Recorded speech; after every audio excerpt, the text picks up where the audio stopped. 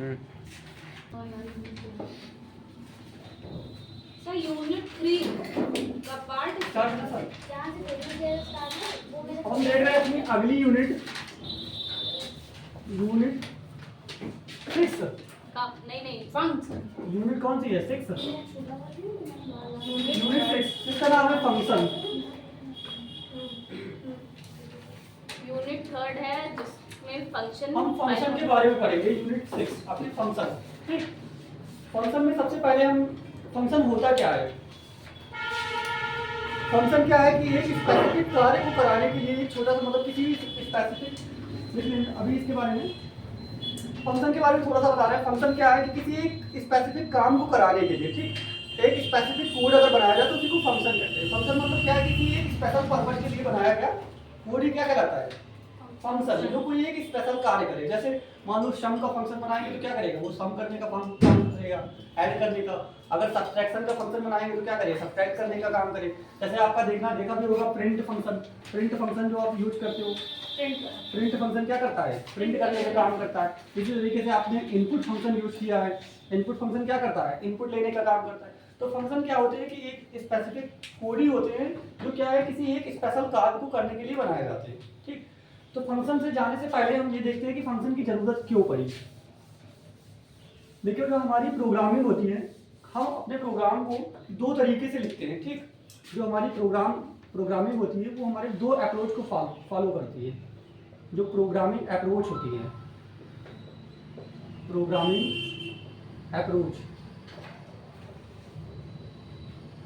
Approach जो होती है वो आपकी दो तरीके से होती है। ठीक, एक होती है आपकी top down approach,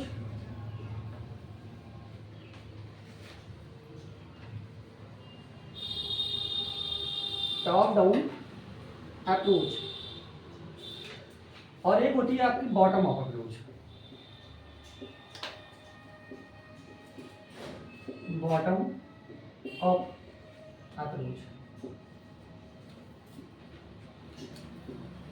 top down approach क्या होती है कि इसमें हम क्या करेंगे कि एक पहले अपने जो हमारी पूरी प्रॉब्लम है, ठीक, उसको क्या करेंगे? सबसे पहले पूरी प्रॉब्लम को, ये हमारी टॉप पे हो गई पूरी प्रॉब्लम। ठीक, अब इसको टॉप को पहले डाउन से मतलब नीचे होते होते आएंगे, क्या अपनी प्रॉब्लम को पूरा तोड़ते चलेंगे, छोटे छोटे टुकड़ों में तोड़ लेंगे। जैसे मान लो हमको पूरा प्रोग्राम बनाना है एक कैलकुलेटर का। ठीक, तो हमने क्या किया? कैलकुलेटर को कई पार्टों में तोड़ लिया कि पहले एक हमने प्लस करने का फंक्शन बना लेंगे, उसके बाद में एक माइनस करने का फंक्शन बना लेंगे। ठीक, और ये प्लस करने वाला हमने दूसरे को दे दिया, माइनस करने वाला दूसरे को दे दिया, मल्टीप्लाई करने वाला दूसरे को दे दिया। उसके बाद में सारी चीजों को फिर से कंबाइन करके अपना एक प्रोग्राम बना लेंगे। ठीक, सबसे पहले क्या है? हम पूरी प्रॉब्लम को समझेंगे, उसके बाद में इस प्रॉब्लम को फर्दर पार्टों में क्या करेंगे? डिवाइड करेंगे। इन पार्टों को अलग अलग कहते हैं मॉड्यूल। ठीक, एक बड़े मॉड्यूल को कई छोटे छोटे सब मॉड्यूल में डिवाइड करते हैं। जैसे ये मॉड्यूल हो गया, फिर इस मॉड्यूल को और छोटे छोटे सब मॉड्यूल में डिवाइड करेंगे। तब तक हम इन मॉड्यूल में डिवाइड करेंगे जब तक ये बिल्कुल लास्ट ना हो जाए। ठीक, कि उसके बाद में ये डिवाइड ना हो सके। अगर उसके बाद भी डिवाइड करें तो इसका मीनिंग ही चेंज हो जाए। ठीक, एक तो हमारा ये अप्रोच होता है जिसको कहते हैं टॉप डाउन अप्रोच। ठीक, एक होता है हमारा बॉटम अप। बॉटम अप क्या होता है कि इसमें हम सबसे पहले छोटे छोटे मतलब अलग अलग पहले ही बना लेते हैं, सारे मॉड्यूल अलग भी बना लेंगे। जैसे हमने छोटे छोटे पहले बना लिया सारे मॉड्यूल कि हमने जो जो काम करने हैं सारे बना लिया। ठीक, अब इसको क्या करेंगे? इंटीग्रेट करते चलेंगे। काम वही हो रहा है लेकिन हम यहाँ इसमें क्या हुआ? हम सबसे ऊपर से चले थे, ऊपर से किधर आ रहे हैं? नीचे की ओर, टॉप से डाउन की ओर। लेकिन इसमें क्या करेंगे? हम पहले अलग अलग सारे मॉड्यूल बना लेंगे पहले ही। ठीक, उसके बाद में इन सारे मॉड्यूल्स को इंटीग्रेट करेंगे। इंटीग्रेट मतलब आपस में जोड़ेंगे, और इंटीग्रेट करने के बाद में एक अपना जो पूरी प्रॉब्लम होगी उसको क्या करेंगे? अपना पूरा एक बड़ा सा मॉड्यूल बना लेंगे। तो इसको कहते हैं हम बॉटम अप मॉड्यूल। मतलब कि इसमें बॉटम नीचे से ऊपर की ओर जाएंगे। तो कई प्रोग्रामिंग लैंग्वेज जैसे आपकी सी हो गई, ठीक, आपकी सी हो गई, कोबोल हो गई, जो भी स्ट्रक्चर्ड प्रोग्रामिंग लैंग्वेज दो तरीके की होती है। एक आपकी स्ट्रक्चर्ड प्रोग्रामिंग लैंग्वेज होती है, स्ट्रक्चर्ड प्रोग्रामिंग लैंग्वेज। ठीक, और एक होती है आपकी ऑब्जेक्ट ओरिएंटेड प्रोग्रामिंग लैंग्वेज, जिसको ओप्स भी बोलते हैं, ऑब्जेक्ट ओरिएंटेड प्रोग्रामिंग लैंग्वेज। ठीक, ऑब्जेक्ट ओरिएंटेड प्रोग्रामिंग लैंग्वेज जो आपकी स्ट्रक्चर्ड प्रोग्रामिंग लैंग्वेज होती है, जैसे आपकी सी हो गई, कोबोल हो गई, ये सारी आपकी टॉप डाउन अप्रोच को फॉलो करती है।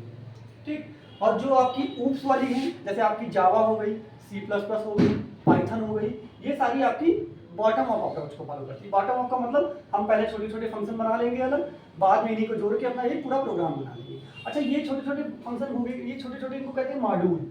मॉड्यूल क्या हो गया, जैसे आपने लोगों ने वेबसाइट बनाई होगी तो देखा होगा सबसे पहले अलग अलग वेब पेजेस बनाते थे ना। कई सारे जब वेब पेजेस बन जाएंगे तो आप उन्हीं को कंबाइन करके क्या कर दोगे, एक वेबसाइट बना दोगे। तो वही चीज़ यहाँ पे हो रहा है कि हम पहले छोटे छोटे प्रोग्राम बनाएंगे अपने, जितने भी हम .py से अपनी फाइलों को सेव कर रहे हैं वो आपके क्या हो जाएंगे, छोटे छोटे मॉड्यूल हो जाएंगे। उन्हीं मॉड्यूल को हम कंबाइन करके एक बड़ा सा मॉड्यूल या अपना बड़ा सा प्रोग्राम बनाएंगे, उसी को क्या कहेंगे, मेन आपका प्रोग्राम। ये क्या हो रहा है, इसमें बॉटम से हम अप जा रहे हैं।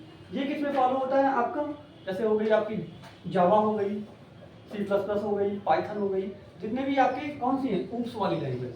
ठीक, तो सबसे पहले हेडिंग डालना टॉप डाउन अप्रोच, आपके सिलेबस में है इसके बारे में।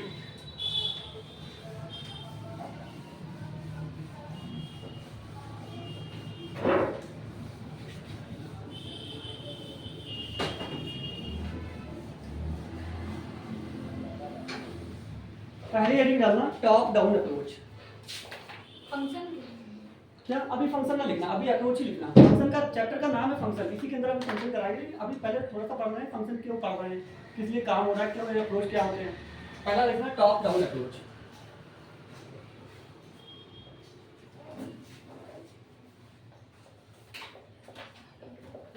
Top down approach,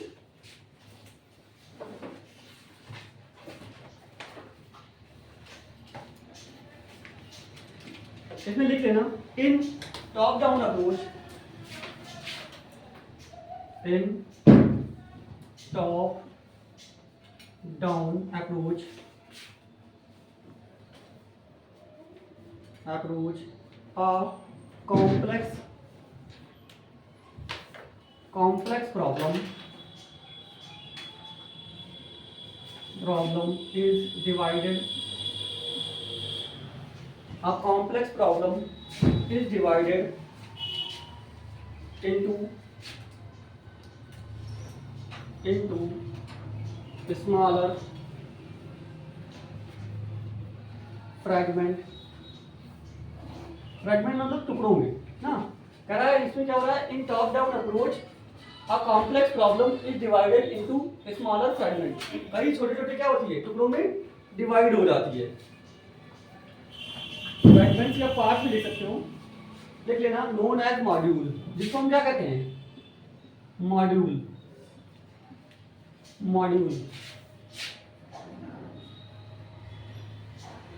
known as module.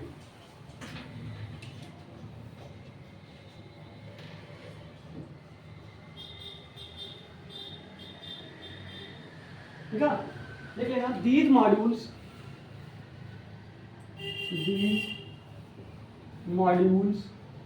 Further divide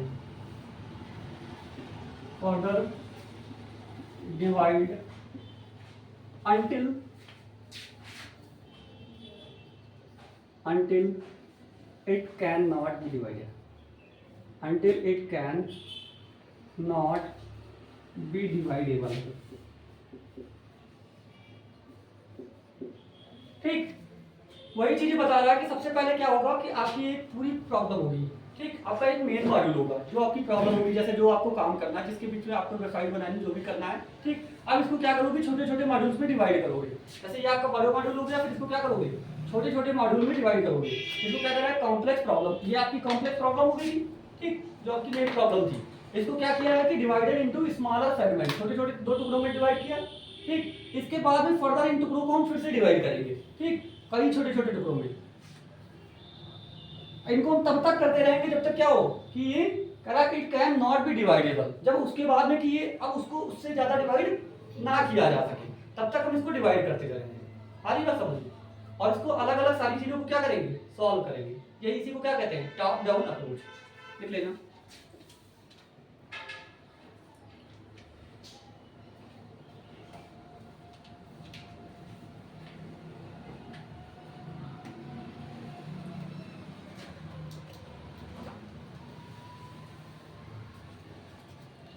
लिख लिया ये।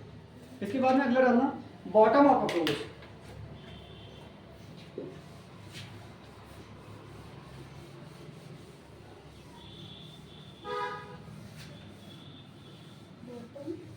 Bottom up approach. ये दो आपके अप्रोच होते हैं प्रॉब्लम को सॉल्व करने के, एक टॉप डाउन और दूसरा बॉटम अप।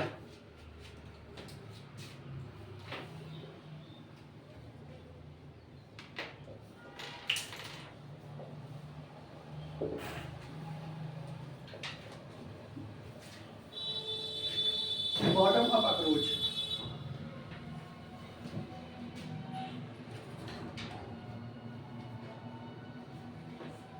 लिख लेना इन bottom up approach, in bottom up approach firstly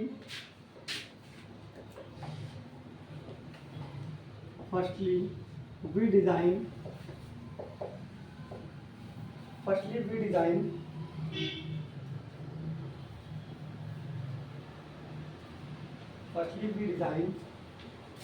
our program at basic level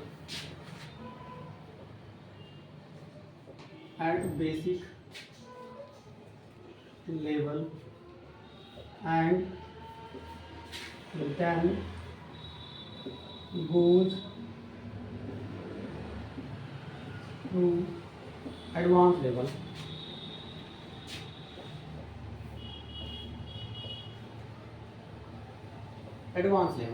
सबसे पहले क्या करेंगे कि हम अपने प्रोग्राम को सबसे बेसिक लेवल पे जो उसमें छोटे छोटे काम कराने होंगे, हम सबसे पहले क्या करेंगे, उन काम को अलग अलग करके पहले बना लेंगे, उनको चेक कर लेंगे, वहीं पे उनकी टेस्टिंग कर लेंगे कि वो सही से काम कर रहे हैं कि नहीं कर रहे हैं। जैसे मान लो हमको कैलकुलेटर का प्रोग्राम बनाना है, ठीक, तो हम कैलकुलेटर के लिए सबसे पहले मान लो एडिशन का बना लेंगे, सब्सट्रैक्शन का बना लेंगे, मल्टीप्लिकेशन का बना लेंगे, डिवाइड का बना लेंगे। अब इन सारों को हम चेक कर लेंगे यहीं पे कि हमारा एडिशन वाला सही से काम कर रहा है कि नहीं कर रहा है, मल्टीप्लिकेशन वाला सही से कर रहा है कि नहीं कर रहा है, डिवाइड वाला सही से काम कर रहा है कि नहीं कर रहा है।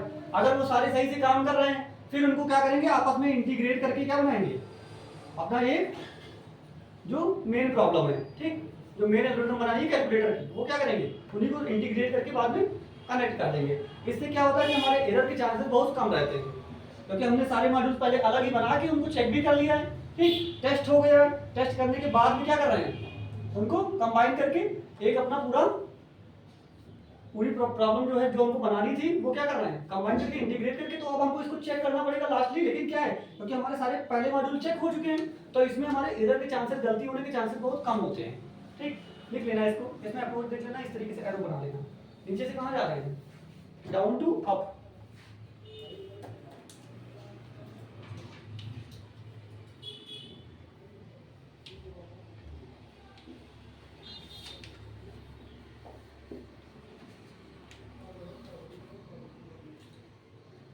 इसके बाद में डालना difference between top down and bottom up.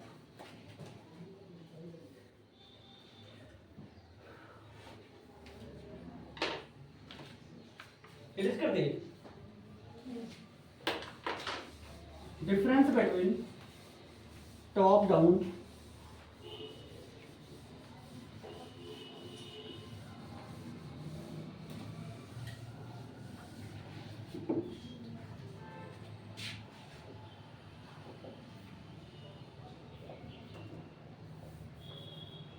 difference between top down and bottom up। एक तरफ लिख लेना टॉप डाउन,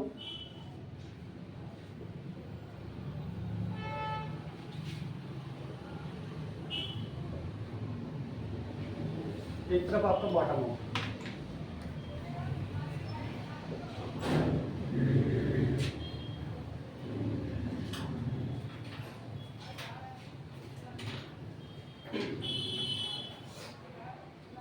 इसमें लिख लेना टॉप डाउन में पहला पॉइंट लिख लेना, here we focus to divide a complex problem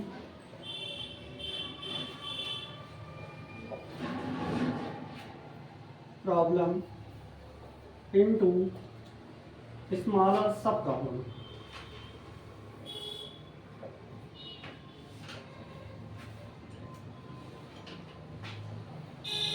ठीक, यहाँ पे हम क्या कर रहे हैं कि फोकस कर रहे हैं, मेन जो हमारा फोकस हो रहा है वो किस पे हो रहा है कि हम एक कॉम्प्लेक्स प्रॉब्लम को, एक बड़ी सी प्रॉब्लम को क्या कर रहे हैं कि स्मॉलर छोटी छोटी सब प्रॉब्लम्स में डिवाइड कर रहे हैं।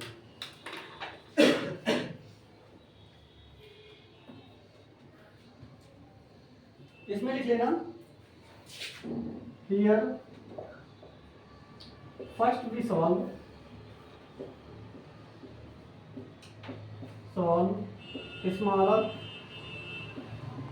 smaller problems and then integrate them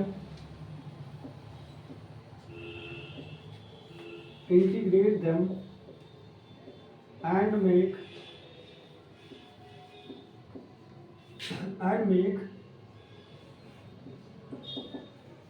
higher problem.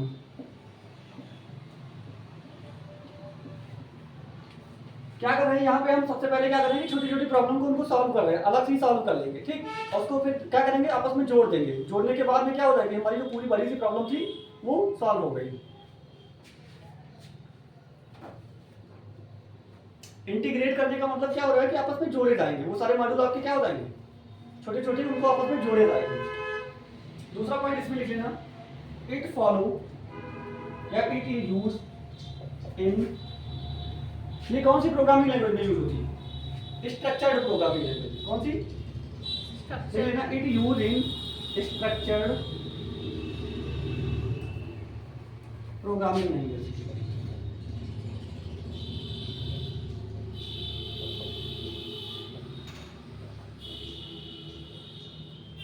Example लिख लेना, जैसे आपकी सी हो गई, कमा बेसिक हो गई, कमा कोबोल हो गई, ठीक। ये सारी आपकी कौन सी है, स्ट्रक्चर्ड प्रोग्रामिंग लैंग्वेज। इधर लिख लेना, इट यूज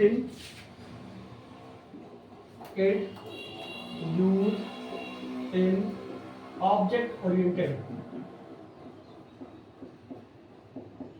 एक लाइन में ऑब्जेक्ट ओरिएंटेड को डिफाइन करें तो कैसे करें? ऑब्जेक्ट ओरिएंटेड एक होता है, object oriented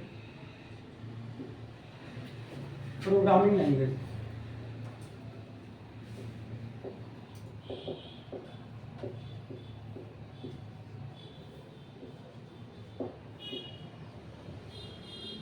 object oriented programming language के कुछ कॉन्सेप्ट होते हैं, जैसे एक होता है पॉलीमॉर्फिज्म होता है, इनकैप्सुलेशन होता है, इनहेरिटेंस होता है। ये सारी चीजें क्या होती है, ऑब्जेक्ट ओरिएंटेड प्रोग्रामिंग लैंग्वेज में फॉलो करती हैं। ऑब्जेक्ट ओरिएंटेड का मतलब ये हो गया कि आप किसी भी, जैसे आपका कोई भी काम है, ठीक, आपको एक बेसिकली कोई बड़े से काम के लिए प्रोग्राम बनाना है, ठीक। तो उसी काम को सबसे पहले क्या है कि हम छोटे छोटे अलग अलग जो भी काम है उसमें जो हमारी डेली लाइफ से रिलेटेड हो सकते हैं, ठीक, उसके हम क्या करें, ऑब्जेक्ट बना लेंगे। ऑब्जेक्ट मतलब वही छोटे छोटे प्रोग्राम बना लेंगे। उन्हीं छोटे छोटे प्रोग्रामों को बाद में क्या हो रहा है, ये छोटे छोटे प्रोग्राम सारे आपके अलग अलग भी बन सकते हैं, सारे अलग अलग बनेंगे। हो सकता है कोई एक बना रहा हो, कोई एक बना रहा हो, उसके बाद में उनको चेक करके कंबाइन करके सभी ऑब्जेक्टों को मिला के एक क्या करेगा, आपका बड़ा सा प्रॉब्लम को सॉल्व किया जाएगा। उसी को कहते हैं ऑब्जेक्ट ओरिएंटेड प्रोग्रामिंग, ठीक। इसमें क्या होता है, सारी चीज़ें हम अलग से करेंगे, रन करेंगे। उसके बाद भी इसमें इनकैप्सुलेशन एक होता है, इनकैप्सुलेशन होता है डेटा को कवर करने का। अच्छा, क्योंकि सारी चीज़ें अलग अलग हो रही हैं तो हम डेटा को कवर भी करेंगे, जिससे हमारा डेटा सिक्योर है। इनकैप्सुलेशन होता है, पॉलीमॉर्फिज्म होता है, ये सारे कॉन्सेप्ट आपको पढ़ाएंगे ऑब्जेक्ट ओरिएंटेड।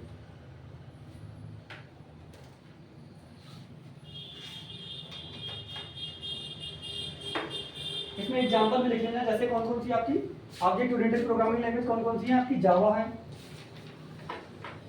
जावा स्क्रिप्ट नहीं, जावा, ठीक। जावा स्क्रिप्ट कैसी है, ऑब्जेक्ट बेस्ड है ना, लेकिन ये कैसी है, जावा आपकी ऑब्जेक्ट ओरिएंटेड। जावा हो गई आपकी, सी प्लस प्लस हो गई, इसलिए सी पहले सी थी, सी प्लस प्लस आई, इसी का अपडेटेड वर्जन, वो क्या थी, ऑब्जेक्ट ओरिएंटेड। आपकी पाइथन हो गई। अब ऐसे कुछ क्वेश्चन पूछेगा कि पाइथन जो प्रोग्रामिंग लैंग्वेज है वो कौन सा अप्रोच फॉलो करती है, टॉप डाउन, बॉटम अप, तो कौन सा हो जाएगा, बॉटम अप।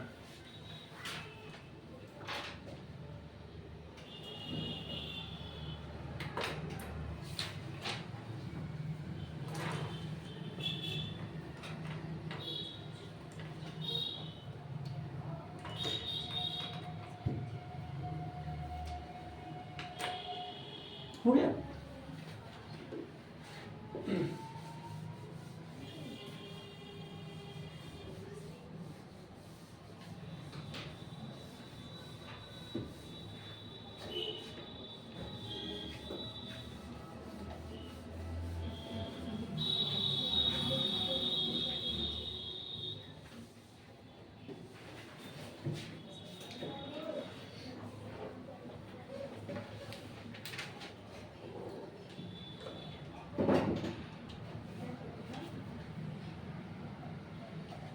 लिख लेना हियर, थर्ड पॉइंट लिख लेना हियर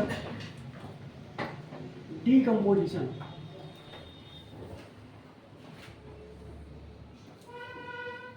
टेक प्लेस। डीकम्पोजिशन का मतलब यही होगा कि अपने सारी प्रॉब्लम को क्या कर देना, डीकम्पोज मतलब तोड़ देना, ठीक। यहाँ पे क्या हो रहा है, डीकम्पोजिशन मतलब प्रॉब्लम को तोड़ा जा रहा है, ठीक। और यहाँ पे क्या हो रहा है, प्रॉब्लम को जोड़ा जा रहा है। लिख लेना here composition takes place, third point लिख लेना हियर कंपोजिशन। कंपोजिशन मतलब जोड़ना, composition take place. Here decomposition take place मतलब प्रॉब्लम को आपकी कई पार्टों में तोड़ा जा रहा है, डिकम्पोज किया जा रहा है। और यहाँ पे कंपोजिशन मतलब प्रॉब्लम को आपकी जोड़ा जा रहा है।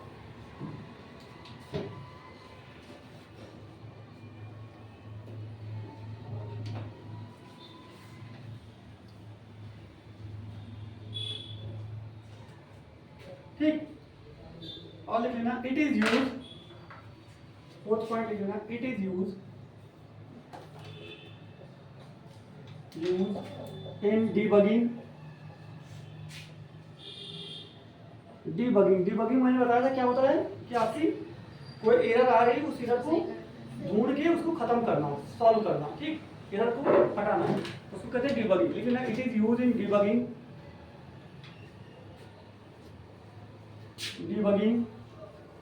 And code implementation.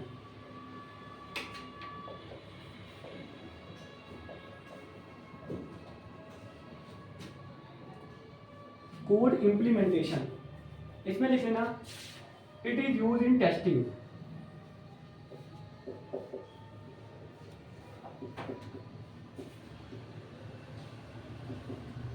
टेस्टिंग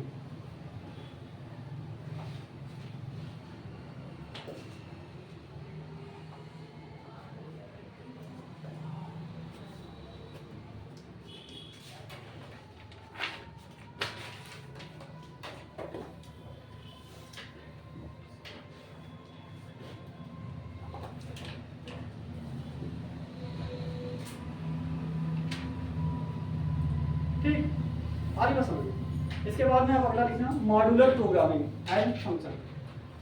अभी डालना मॉड्यूलर प्रोग्रामिंग एंड फंक्शन। ये आपके दोनों के डिफरेंस हो गए। टॉप डाउन अप्रोच क्या होता है मैंने बताया, बॉटम अप क्या होता है उनके बारे में, और उसके बारे में बीच में डिफरेंस क्या है दोनों में।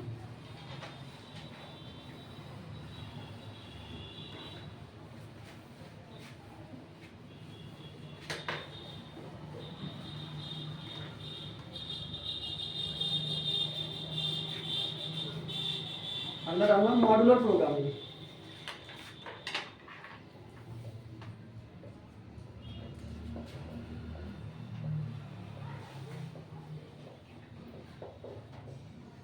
मॉड्यूलर प्रोग्रामिंग का मतलब वही हो गया या मॉड्यूल बनाना या फंक्शन बनाना, ठीक। फंक्शन को ये मॉड्यूल भी कहते हैं। फंक्शन का मतलब यही कि हम अपने पूरे प्रोग्राम को क्या करेंगे, छोटे छोटे पार्टों में डिवाइड कर देंगे। मॉड्यूलर प्रोग्रामिंग अच्छा इसलिए रिलेटेड है कि मान लो हमने एक पूरा काम बनाया, ठीक, हमको काम बनाना है। अब हम पूरा काम डायरेक्टली, जैसे आप लोगों को पूरा होता नहीं कि आप लोगों को सिलेबस पूरा पढ़ना होता है, ठीक। अब पढ़ना तो सब कुछ है, लेकिन क्या होता है कि हर एक सिलेबस को पहले ईयरली वाइज डिवाइड किया जाता है कि आपको इस ईयर में ये पढ़ना है, इस ईयर में ये पढ़ना है, होता है कि नहीं। उसके बाद में हर ईयर के बाद भी वो चैप्टर होते हैं कि सबसे पहले आपको इस चैप्टर को पढ़ना है, फिर इस चैप्टर को पढ़ना है। वो सारी चीज़ें क्या होती है, एक आपस में लिंक क्रिएट करती है, होता है कि नहीं। लेकिन अगर वही आपको डायरेक्ट हाई स्कूल का कॉन्सेप्ट दे दिया जाए तो क्या समझ में आएगा कुछ नहीं। तो वही होता है प्रॉब्लम में भी कि जैसे बेसिक सबसे पहले क्या करते हैं कि हम अपनी प्रॉब्लम को छोटे छोटे पार्टों में डिवाइड कर देते हैं। अब छोटे छोटे आसान से पार्ट हैं, उसको आसानी से सारे लोग सॉल्व भी कर लेते हैं। सॉल्व करके उनको बाद में दोबारा क्या कर देते हैं, इंटीग्रेट करके एक अपनी जो हमारी मेन प्रॉब्लम थी उसको सॉल्व कर लेते हैं। लिख लेना इसके अंदर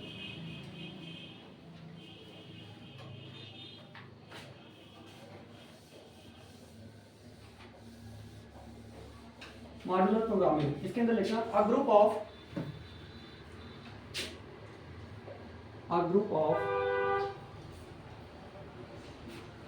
फंक्शन कमा क्लास या classes, a group of function कमा क्लासेस कमा वेरिएबल्स या and variables variables are used to make a module.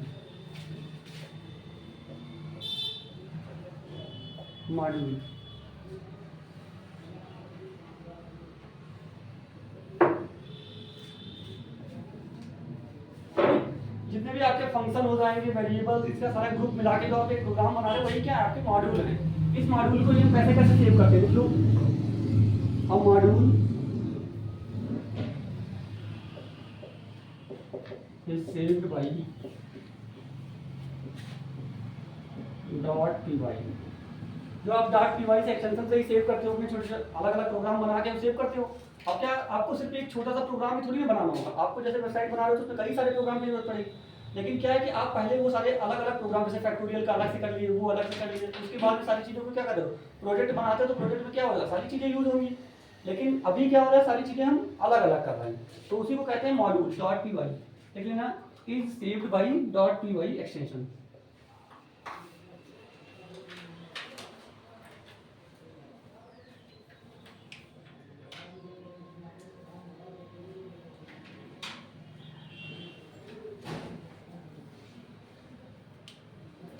ठीक है। इसके बाद में थोड़ा सा डबल कोड लिख लेना, modular programming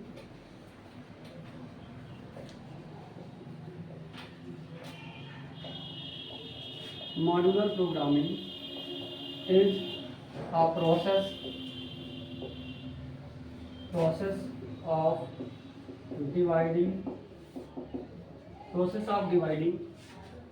modular programming is a process of dividing problems in sub module।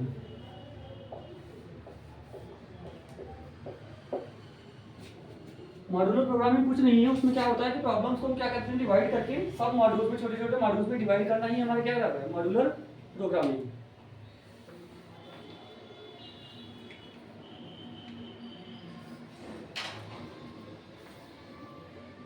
हो गया। इसके कुछ बेनिफिट लिख लो या एडवांटेज लिख लो। नहीं हुआ क्या, हो गया।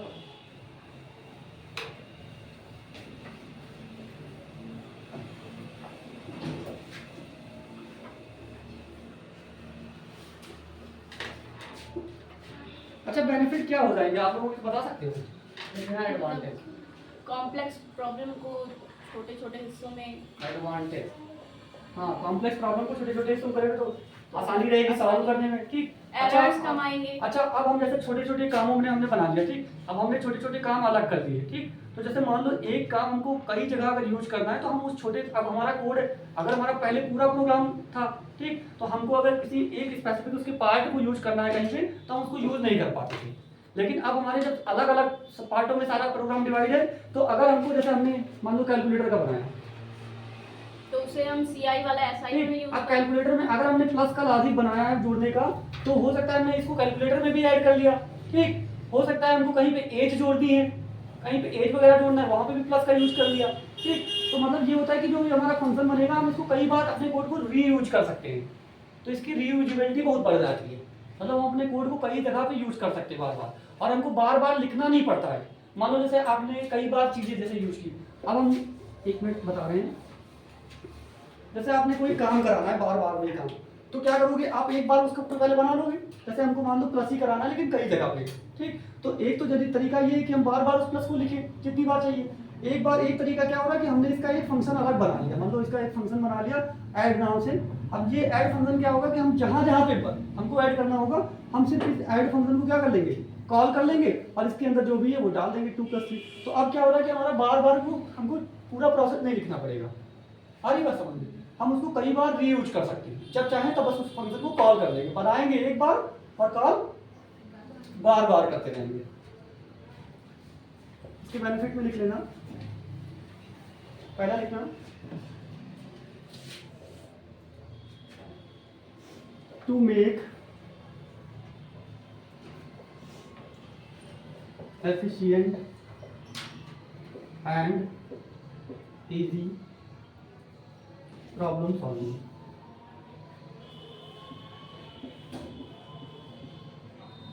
सॉल्विंग आपकी प्रॉब्लम सॉल्विंग क्या हो रही है, एफिशिएंट हो रही है और इजी हो रही है, आसान हो जा रही है।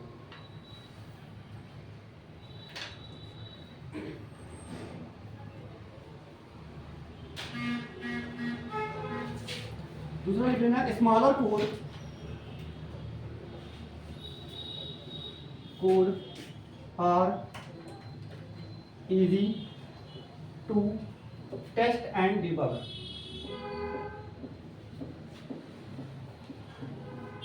अब वही चीज जैसे हम भी प्रोग्रामिंग करवाते थे जब, तो क्या होता था कि अगर आपने छोटा छोटा जो वहीं पे जैसे बनाते चले जाते थे, देखते चले जाते एरर, लेकिन अगर वही आपको पूरा प्रोग्राम बाद में लास्ट में आके दे दिया जाता कि इस प्रोग्राम को देखो और इसमें बताओ क्या गलती है, तो कुछ समझ में आता था नहीं। लेकिन अगर वही प्रोग्राम को छोटे छोटे टुकड़ों में डिवाइड कर लिया कि हमारे इतना इस चीज के लिए बनाया है, इतना जैसे मतलब हमारा पूरा प्रोग्राम है, अब हम इसको डिवाइड कर रहे हैं कि इतना प्रोग्राम हमारा इस काम के लिए बना है, इतना इस काम के लिए बना है, इतना इस काम के लिए बना है, तो अगर हम उसको अलग अलग चेक करेंगे कि ये हमारा इतना काम सही से कर रहा है, फिर इतना काम सही से कर रहा है, फिर इतना तो उसको टेस्टिंग करने में क्या होगी, बहुत आसानी से हम उसको टेस्ट कर सकते हैं। लेकिन अगर वही पूरा काम चेक करना हुआ एक साथ तो नहीं होगा।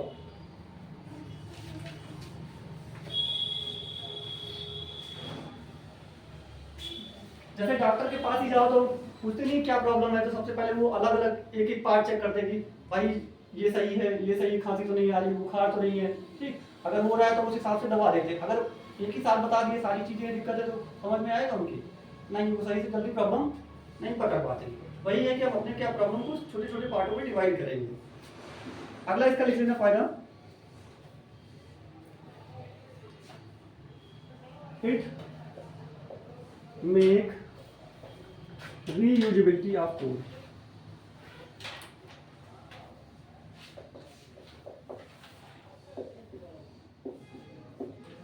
It make reusability of code। हम क्या कर रहे हैं कि अपने कोड को बार बार रीयूज कर रहे हैं, ये भी इसका एक फायदा है।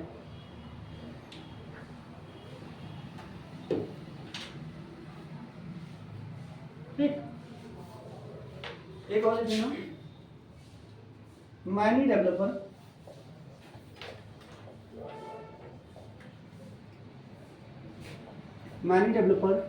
can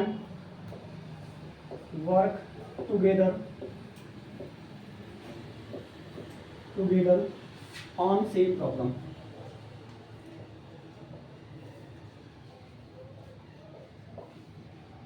ठीक, अब वही जैसे आपका अलग अलग चैप्टर है, आपको प्रोजेक्ट बनाना है। अब प्रोजेक्ट में आपने डिवाइड कर लिया कि ये काम हमारा ये करेगा, ये काम ये करेगा। जैसे शादी में देखा होगा, सारे काम होते पहले ही हमने डिवाइड कर लिया कि ये आदमी करेगा, ये वो आदमी करेगा। तो क्या होता है कि सारे काम, कई लोग उसमें काम को आपसे कर लेते हैं, सारे काम आसानी से हो जाते हैं। लेकिन वही अगर पूरा काम डिवाइड ही नहीं हो पा रहा है, ऐसा कोई काम है जिसको हम डिवाइड नहीं कर सकते, तो क्या एक ही आदमी के ऊपर प्रेशर पड़ जाता है, हो सकता है वो काम खराब हो जाए, उसको भाई ज्यादा प्रेशर रहेगा तो सही से काम नहीं हो पाएगा। ठीक, तो वही चीज कह रहा है कि many developer can work together on same problem. एक ही प्रॉब्लम पे कई सारे डेवलपर एक साथ में काम कर सकते हैं। हर प्रॉब्लम पूरी अलग अलग डिवाइड कर लिया, और हर एक प्रॉब्लम का जो हर एक मॉड्यूल है वो एक मॉड्यूल दूसरे मॉड्यूल से इंडिपेंडेंट रहता है, डिपेंडेंट नहीं रहता है, वो इंडिपेंडेंट रहता है। तो पहले वो अलग अलग सॉल्व करके बाद में इंटीग्रेट कर लेंगे।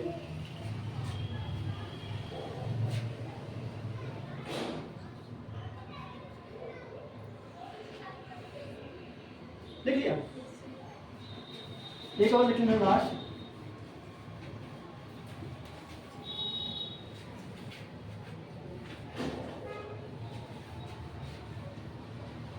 लास्ट, लिख लेना, बहुत इंपॉर्टेंट है। in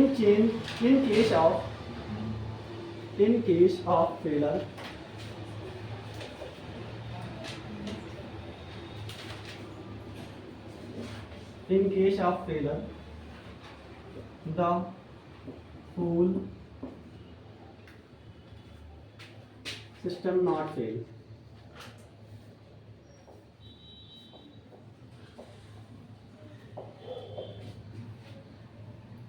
ठीक,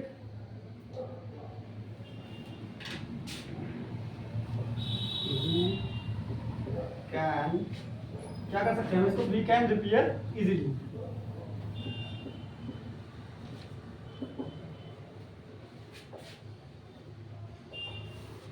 अब आपने सारे पार्ट्स अलग अलग किए, ठीक। अब आपको पता है, जैसे आपने कभी देखा होगा, जैसे क्या बता दें, जैसे कोई चीज़ आपने बनाई, ठीक। अब बनाई, मान लो सारी चीज़ें आपने अलग अलग काम किया है पहले, और सारी चीज़ें आपने चेक की, ठीक। अब आपके काम में, पूरे काम में गलती आ रही है कहीं पे, ठीक। तो आप क्या करोगे, सबसे पहले जो गलती आ रही, आपको पता है कि ये काम, जैसे आपने मान लो एक मल्टीमीडिया प्लेयर ही बनाया, मल्टीमीडिया प्लेयर, ठीक। अब उसमें आपने यहाँ से साउंड लगाने का काम किया, ठीक। यहाँ से आपने वीडियो लगाने का काम किया, ठीक।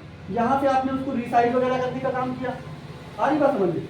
यहाँ से आपने जो फर्दर एडिटिंग वगैरह हुई वो काम किया।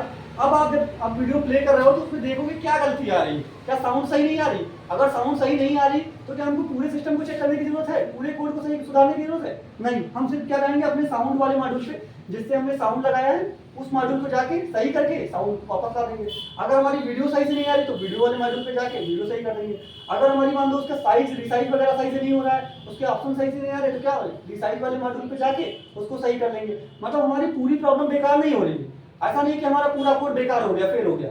नहीं, जिस मॉड्यूल में गलती है उस मॉड्यूल को हम सुधार के उसको फिर से असाइन कर देंगे, री जनरेट कर देंगे, मतलब री इंटीग्रेट कर देंगे। इंटीग्रेट करने के बाद हमारी प्रॉब्लम फिर से सही हो जाएगी। अब अगली हेडिंग डालना फंक्शन।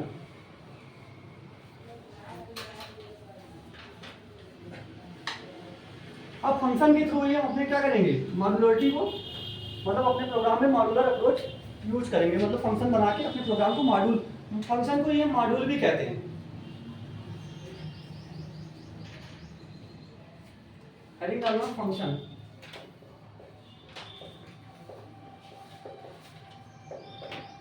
स्पेलिंग सही है, FUNCTION, फंक्शन ना, लिख लेना। A function is a set of statement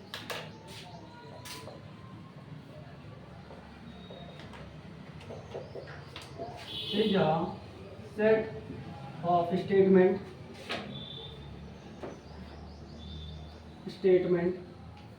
that takes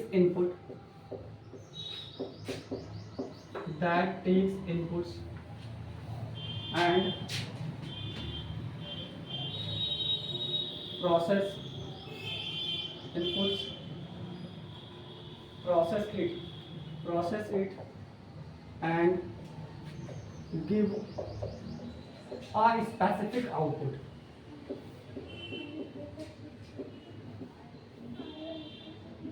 specific output. Function क्या हो रहा है, वही कि आपके कुछ ना कुछ इनपुट लेंगे। जैसे आपने ऐड एडिशन करने का, सम करने का, दो नंबर को जोड़ने का फिर एक फंक्शन बनाया, ठीक। तो वो फंक्शन क्या करेगा कि हर बार आपसे दो नंबर सिर्फ लेगा वो, ठीक। जैसे हमने मान लो एक सम नाम का फंक्शन बनाया, और सम नाम का फंक्शन हम ये कर रहे हैं कि इसके अंदर जैसे हम दो नंबर लिखेंगे 5 और कमा लगा के 8, तो अब ये क्या करेगा कि हर बार आपसे दो नंबर इनपुट के रूप में लेगा, कुछ प्रोसेस करेगा, और प्रोसेस करने के बाद एक स्पेसिफिक मतलब एक स्पेसिफिक काम कर रहा है कि वो ऐड ही करके दे रहा है। ऐसा नहीं कि जो मन चाहे वो काम कर रहा है, कोई एक स्पेसिफिक, जिस स्पेसिफिक पर्पस के लिए वो फंक्शन बना है उसी स्पेसिफिक काम को वो हर बार करेगा। यही चीज कहना चाह रहा है, function is a set of statement. वही सारी कई सारे सेट ऑफ स्टेटमेंट होंगे जब फंक्शन के अंदर आप लिखोगे जो काम कराना है। दैट टेक्स इनपुट, जो आपका इनपुट लेगा, प्रोसेस करेगा, उसको प्रोसेस करेगा, and give a specific output, और आपको एक स्पेसिफिक मतलब एक विशेष आउटपुट दे देगा।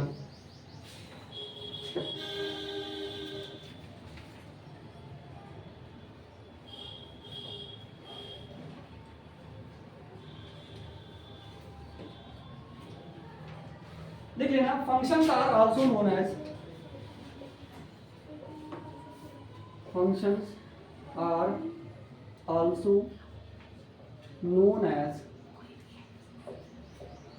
मेथड। हम फंक्शन को मेथड भी कहते हैं। देख लेना, मेथड कमा प्रोसीजर, मेथड कमा प्रोसीजर कमा सब रूटीन, मेथड कमा प्रोसीजर कमा सब रूटीन कमा मॉड्यूल etc। फंक्शन को हम और क्या क्या कहते हैं, मेथड भी कह सकते हैं, प्रोसीजर भी कह सकते हैं, सब रूटीन कह सकते हैं, मॉड्यूल कह सकते हैं, एक्सेट्रा, ठीक।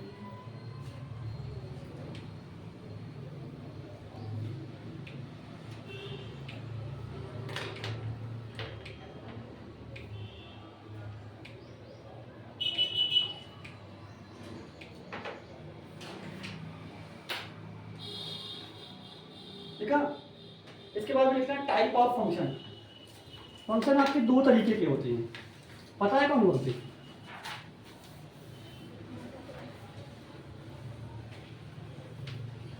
क्यों? Type of function, built in function जो हाँ। पहले से होते हैं और जो बनाए जाते हैं वो दूसरे में बनाए जाते हैं। टाइप ऑफ फंक्शन लिख लेना, टू टाइप्स। पहला लिख लेना built in function, user defined built in function, built in function, ठीक। और दूसरा क्या हो जाएगा आपका? User defined function.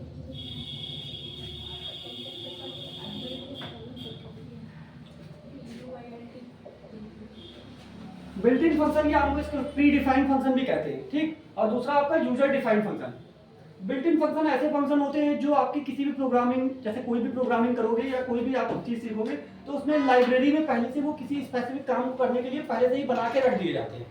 आप उसको डायरेक्टली उसको यूज कॉल करके आप उसको यूज कर सकते हो, उसको हम कहते हैं built in function. User defined function वो होता है कि ऐसे फंक्शन जो पहले से लाइब्रेरी में बने हुए नहीं हैं, हम कोई स्पेसिफिक काम कराना चाहते हैं और उसका फंक्शन पहले से बना हुआ नहीं है। जैसे अब हम लोग जाएंगे तो हो सकता है कि हमको सम करने का फंक्शन मिल जाए, सब्ट्रैक्ट करने का फंक्शन मिल जाए, लेकिन हो सकता है कैलकुलेटर करने का पूरा कैलकुलेटर का फंक्शन ना मिले, ठीक। तो हम कैलकुलेटर अगर पूरा बनाना चाहते हैं तो पूरा अलग से बना लेंगे। हो सकता है हमको ऐड करने का मिल जाए, कैलकुलेट करने का मिल जाए, लेकिन सिंपल इंटरेस्ट निकालने का फंक्शन ना मिले, तो हम क्या करेंगे? सिंपल इंटरेस्ट करने का पूरा एक अलग से फंक्शन बना सकते हैं। तो जो फंक्शन हम बनाएंगे, जो यूजर बनाए, मतलब जो हम बनाएंगे अपने काम के लिए, उसको क्या कहेंगे? User defined function. और बिल्ट इन फंक्शन मतलब बिल्ट इन फंक्शन जो पहले से बने फंक्शन होंगे, जो आपके अगर आप पाइथन लैंग्वेज पढ़ रहे हो तो पाइथन की लाइब्रेरी में पहले से बने होंगे। जैसे आपके एग्जांपल में हो जाएंगे प्रिंट, इनपुट, ये सारे क्या है आपके? Built in function. लिख लेना इसके बारे में, पहले ये करना built in function. Built in function लिख लेना the function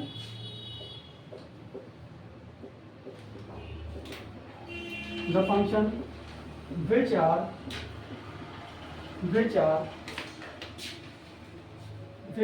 automatically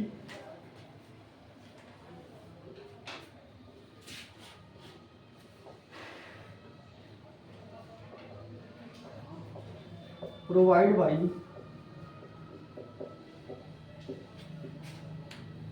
Python software. अब पाइथन पढ़ रहे हो तो पाइथन सॉफ्टवेयर में ना are called built-in function।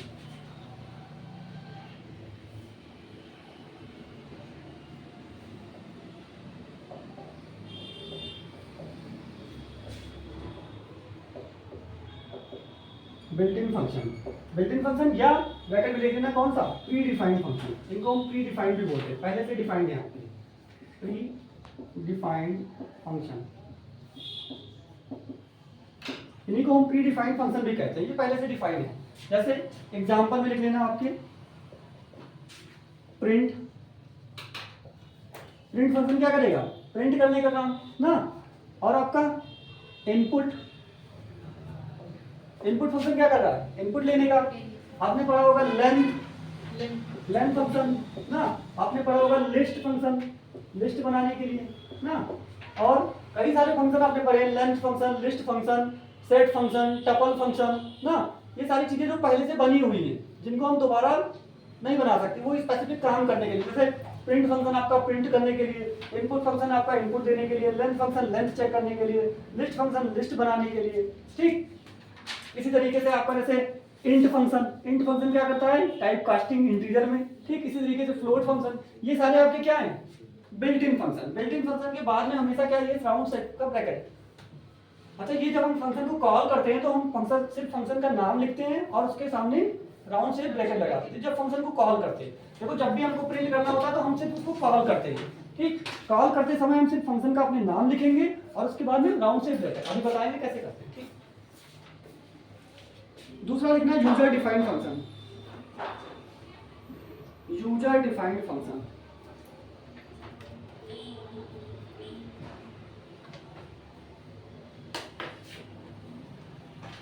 Erase कर दे इसको।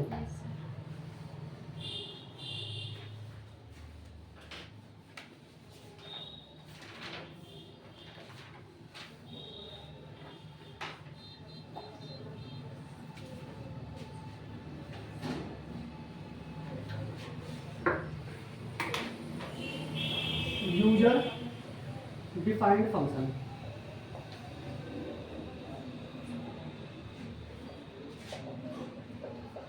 देख लेना the function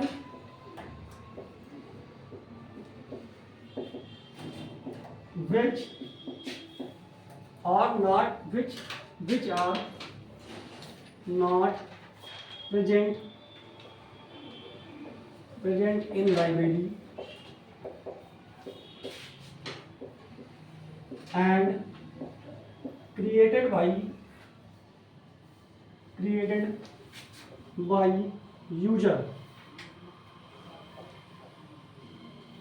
user called user defined function।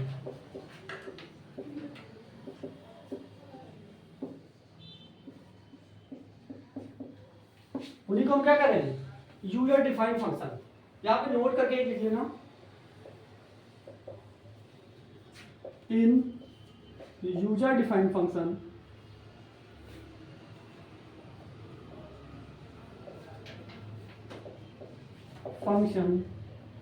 Def keyword, यहाँ पे लिखना है डेफ, ठीक। डेफ कीवर्ड क्या है, कीवर्ड ऐसे वर्ड है जो रिजर्व है पहले से पाइथन में, ठीक। उनको हम दोबारा यूज कहीं नहीं कर सकते, कीवर्ड आपके रिजर्व है, ठीक। जैसे डेफ क्या होगा कि आपको फंक्शन बनाने के लिए रिजर्व है, कि जब भी आप डेफ लिखोगे तो आप फंक्शन बनाने के लिए लिखोगे, ठीक। ये कीवर्ड आपका रिजर्व है। लेकिन डेफ कीवर्ड इज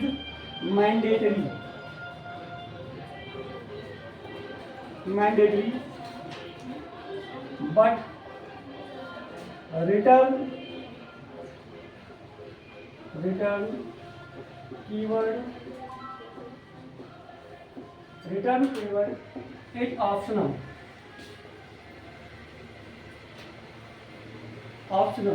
आपका जो डेफ कीवर्ड होगा वो तो क्या होगा, मैंडेटरी होगा, आपको लिखना ही पड़ेगा। लेकिन आपका जो ये रिटर्न कीवर्ड है ये कैसा है, ऑप्शनल। आप चाहो तो लिखो और चाहो तो ना लिखो।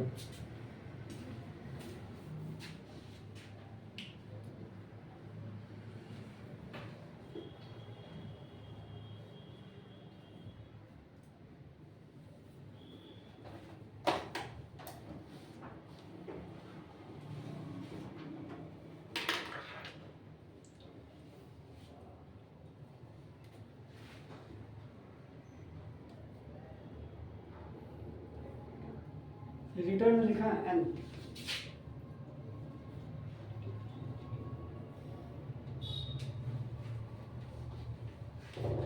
ठीक। अब जैसे इसका एक सिंटैक्स लिख लेना, कैसे आप फंक्शन बनाओगे।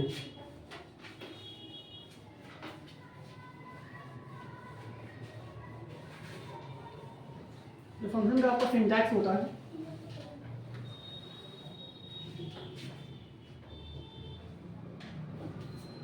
मतलब सिंटैक्स क्या होता है पता है, सिंटैक्स होता है लिखने का तरीका, ठीक। जैसे आपने ग्रामर में देखा होगा कि लिखने का तरीका होता है कि जैसे राम जाता है तो सबसे पहले राम, फिर जाता, फिर है। ऐसा नहीं है कि राम है जाता नहीं लिख सकते ना, उल्टा सीधा चीजें नहीं लिख सकते।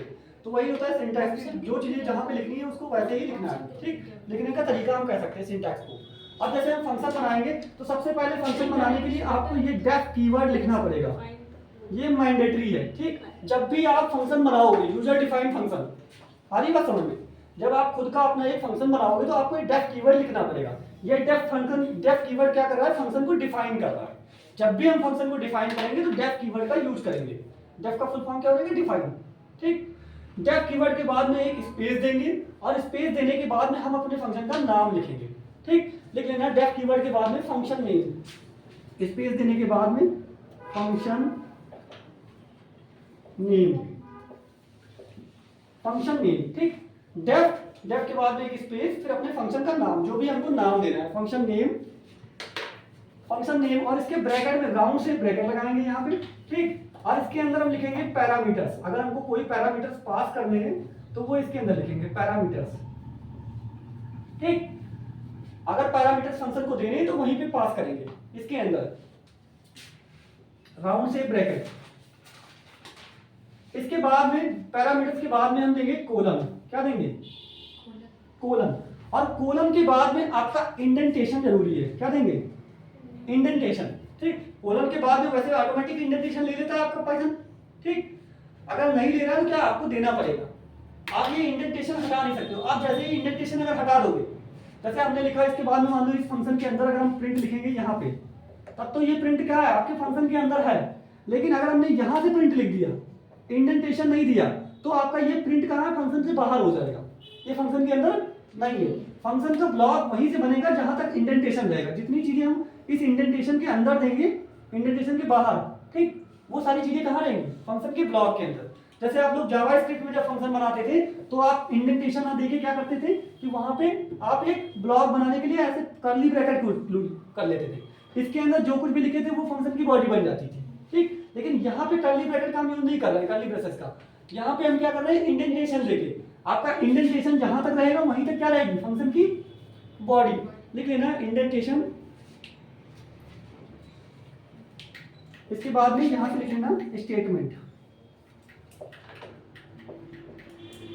स्टेटमेंट्स। और लास्ट में आपका रहेगा रिटर्न कीवर्ड। लिख लेना रिटर्न कीवर्ड। रिटर्न कीवर्ड भी आपका इसी के, यही जितने भी स्टेटमेंट रहेंगे सारे स्टेटमेंट लिखते रहते, और जब लास्ट में आपका होगा return keyword, return, return keyword. Return keyword क्या करेगा कि आपका जो भी रिटर्न करना है, ठीक है ना, रिटर्न स्टेटमेंट।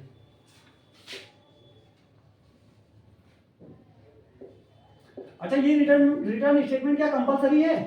नहीं, ये ऑप्शनल है। आप चाहो तो लिखोगे, नहीं तो नहीं लिखोगे। रिटर्न ये करता है कि आपका फंक्शन क्या लास्ट में आपको रिटर्न करेगा, क्या वापस करेगा। ठीक, जैसे आपका सम नाम का, अगर सम 2 नंबर को ऐड करने का फंक्शन बनाओगे तो वो क्या रिटर्न करेगा? 2 नंबर का सम। वही चीजें हैं। सबसे पहले क्या करना है आपको? डेफ कीवर्ड लिखना है। ये आपका क्या है? मैंडेटरी। अगर आप फंक्शन बना रहे हो तो ये जरूरी लिखना है। और इसके बाद में क्या है? इंडेंटेशन देना। ठीक, ये क्या है आपका? इंडेंटेशन।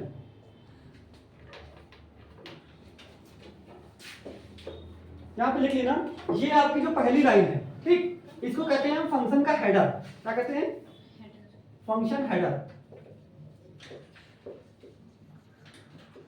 हेडर। अब जैसे पूछ लेगा कि फंक्शन के हेडर के अंदर क्या क्या होता है, तो एक डेफ कीवर्ड होता है, एक फंक्शन का नाम होता है, और पैरामीटर्स होते हैं, और ये कोलन होता है। ठीक, ये किसके अंदर हो गया?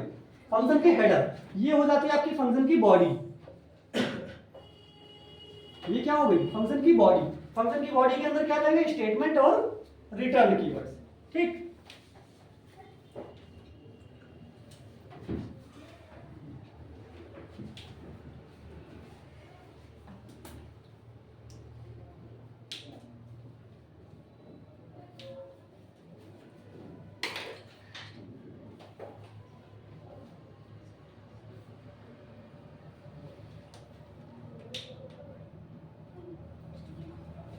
आगे का समझो। इसके बाद में डालना है फंक्शन कॉलिंग। ये फंक्शन हमने कैसे बनाया, अब इसके बाद में डालना फंक्शन कॉलिंग। अच्छा, पहले फंक्शन बना दे क्या, जैसे फंक्शन बनाएंगे कैसे ना, जैसे 2 नंबर्स को हमको एडिशन करना है, उसी का फंक्शन बना रहे हैं। ठीक, या सिंपल सा हम बना रहे हैं हेलो वर्ड प्रिंटिंग का। फंक्शन किसका बना रहे हैं? हेलो वर्ड प्रिंटिंग का। हमने एक फंक्शन बनाया कि वो हेलो वर्ड प्रिंट करे। अब हम जितनी बार चाहें उसको हेलो वर्ड प्रिंट कर दे। हमने क्या किया कि डेफ कीवर्ड लिखा। ठीक, डेफ कीवर्ड के बाद में हम अपने फंक्शन का नाम, अब हमारे फंक्शन का नाम हम क्या रख दें? प्रिंटिंग लिख दें। कुछ भी जो नाम आपको रखना है वो रख दो। स्पेस के बाद में क्या लिख दिया हमने? प्रिंटिंग। क्योंकि प्रिंट तो नहीं लिख सकते, क्योंकि प्रिंट क्या है? पहले से कीवर्ड बना हुआ है, हमने इसका क्या नाम रखा? प्रिंटिंग। ठीक, ये प्रिंटिंग क्या करेगा कि हर बार क्या करे? हेलो प्रिंट कर दे। तो मैंने इसका ब्लॉक बनाया, ये कोलन लगाया, कोलन के बाद में स्टेटमेंट के बाद में इसके अंदर क्या लिख दूंगा? प्रिंट। प्रिंट, और इसके बाद में जो कुछ प्रिंट कराना है, जैसे लिख देंगे माई नेम इज अभी। ये पूरा क्या करे? हर बार प्रिंट कराए। ठीक, अब ये हमारा फंक्शन बन गया। हमने डिफाइन किया प्रिंटिंग। फंक्शन का नाम क्या है? प्रिंटिंग। हमने इसके अंदर आर्गुमेंट में अभी कुछ नहीं दिया। हमने कोलन बनाया, कोलन के किससे क्या होगा? इसका ब्लॉक बनेगा। ये आपकी फंक्शन का हेडर हो गया। अब फंक्शन की बॉडी में क्या है कि हर बार ये क्या काम कर रहा है? ये हमारा फंक्शन प्रिंट कर रहा है माई नेम इज अभी, ठीक। तो अब अगर हमको जितनी बार ये चीज प्रिंट करना होगा तो हम बार बार इसको नहीं करेंगे प्रिंट माय नेम इज अभी, ये नहीं करेंगे। हम सिर्फ क्या करेंगे, बार बार अपने फंक्शन को सिर्फ कॉल कर लेंगे। जितनी बार हमने फंक्शन को कॉल किया, अच्छा फंक्शन को कॉल कैसे करेंगे? फंक्शन को कॉल करने के लिए सिंपल सा हम अपने फंक्शन का नाम लिखेंगे। क्या लिखेंगे? नाम। नाम क्या है हमारे इस फंक्शन का? प्रिंटिंग। हम सिंपल सा अपने फंक्शन का नाम लिखेंगे प्रिंटिंग, और इसके बाद में सिर्फ राउंड से ब्रैकेट लगा देंगे, ठीक। जैसे ही हम प्रिंटिंग और राउंड से ब्रैकेट लगा के एंटर करेंगे तो हमारा फंक्शन कॉल हो जाएगा। स्क्रीन पे आपके क्या हो जाएगा? माय नेम इज अभी। लेकिन अगर ये प्रिंटिंग नाम का फंक्शन ऊपर कहीं नहीं बना होता तो हमारा प्रोग्राम क्या देता? एरर। क्योंकि जब तक ये प्रिंटिंग नाम का हमने फंक्शन यहाँ पे कॉल किया, अगर वो फंक्शन कहीं ऊपर डिफाइन नहीं है, बना हुआ नहीं है, तो वो एरर देगा। लेकिन अगर पहले से बना हुआ है तो वो एरर नहीं देगा। आ रही बात समझ में? जैसे दो नंबर्स के एडिशन का ही प्रोग्राम बनाना है। किसका? चलो अच्छा, आज के लिए